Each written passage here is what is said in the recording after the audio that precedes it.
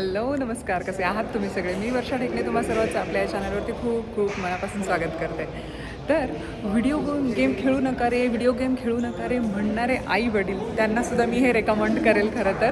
कारण आम्ही पण त्यातलेच आहोत. तरीसुद्धा मी माझ्या मुलांना आज घेऊन आलेली आहे हे नॅशनल व्हिडिओ गेम म्युझियममध्ये. इतके जुन्या वेगवेगळ्या प्रकारचे व्हिडिओ गेम्स तुम्हाला इथे बघायला मिळतील आणि टोकन्स देऊन ते खेळायलासुद्धा मिळतील. चला एक झलक बघूया त्याची काय आहे ते. तर मी आहे टेक्सास राज्यातल्या फ्रिस्को नावाच्या शहरामध्ये. इथेच आहे ते संपूर्ण अमेरिकेत एकमेव असलेलं व्हिडिओ गेमचं म्युझियम. जुन्यातले जुन्यात जे आपण लहानपणी खेळलो किंवा आपण लहानपणी ते खेळलो सुद्धा नाहीत ते गेम्स आणि आजच्या आधुनिक दुनियेतले म्हणजे मॉडर्न गेमिंग वर्ल्ड हा सगळा प्रवास तुम्हाला इथे पाहायला मिळेल. आणि या म्युझियममध्ये फक्त पाहण्यासाठी नाही तर त्या गेम्सचा तुम्हाला एक्सपिरियन्ससुद्धा घेता येतो. म्हणजे एंटरटेनमेंट तर आहेच आणि नॉस्टॅल्जिया, थोड्या लहानपणीच्या सुंदर आठवणी. इथे आत गेल्या गेल्या बरेच असे गेम्स होते की जे आम्ही मुलांना दाखवत होतो की हे आम्ही लहानपणी खेळायचो. इथे 20 पेक्षा जास्त इंटरॅक्टिव्ह एक्झिबिट्स आहेत. सुरुवातीच्या जुन्या कन्सोल्स पासून मॉडर्न गेमिंगचे प्लॅटफॉर्म पर्यंतचा सगळा प्रवास आणि एक हेड टू हेड वॉल आहे जिथे आपण जुने आणि नवीन गेम्स एकाच वेळी खेळू शकतो आणि फरक स्वतः अनुभवू शकतो. खरं सांगायचं ना तर मित्रांनो, हे म्युझियम पाहताना एक वेगळीच नॉस्टॅल्जिक फिलिंग होती. आपण भारतात लहान असताना बहुतेक वेळा बाहेर खेळायचो. मला तर मैदानी खेळामध्येच खरंच खूप इंटरेस्ट होता. आणि तरी सुद्धा ज्यांच्या घरी व्हिडिओ गेम होता ते खूपच लकी समजले जायचे. आणि कधी कधी कॅसेट बदलून टीव्हीवर लपून छपून मारिओ खेळलेला सुद्धा मला आठवतो. पण इथे येऊन लक्षात आलं की अमेरिका त्या काळात व्हिडिओ गेम्सच्या बाबतीत भारतापेक्षा खूप पुढे होती.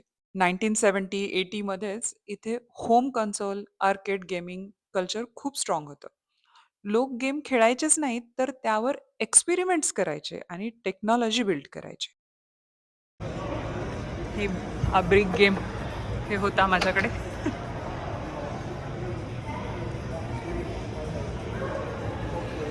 हां, हे हे होतं माझ्याकडे.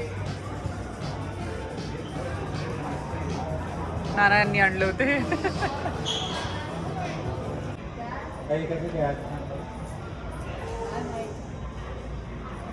Papa, I want to show you something. Show me.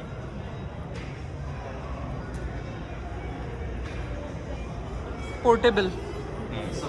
हे आपल्याकडं. हां हां हां. I want a Game Boy. या something like that I had.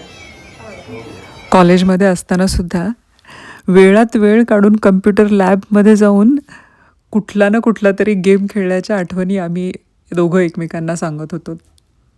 आणि पॅकमॅन वगैरे हे तर कोणी खेळले नसतील. ते गेमसुद्धा इथे होते आणि ते त्याचासुद्धा हा समोर इथे दिसतोय तुम्हाला, त्याचासुद्धा आम्ही आनंद घेतला.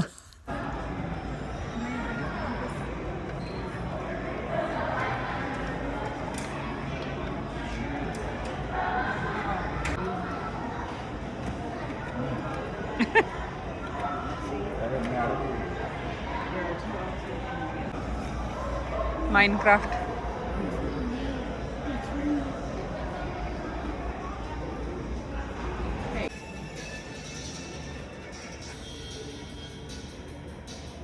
नाईन्टीन एटीजच्या काळातली अमेरिकेतली मुलांची बेडरूम कशी होती ती पण पूर्ण इथे रिक्रिएट केलेली होती. जुने पोस्टर्स, जुने टी व्ही, जुना फोन, सगळ्या काही गोष्टी इत्थंभूत ठेवलेल्या होत्या.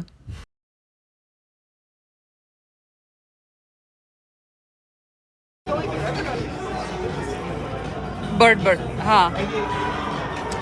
येस.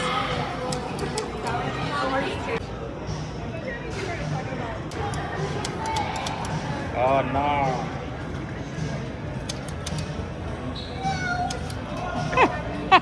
हा गेम माझ्या वडिलांनी आम्ही लहान असताना आणलेला घरी आणि तो टी व्हीवरती त्याचे कॅसेट्स लावायचे आणि ते गन पण होती आणि त्याच्याने ते बर्ड्स उडवायचे. हा गेम खेळायचो आम्ही. म्हणजे पहिल्यांदा असं काहीतरी गेम आणि ते गन टी व्हीवरती त्याच्याने उडवायचं. खूपच मजा यायची तेव्हा.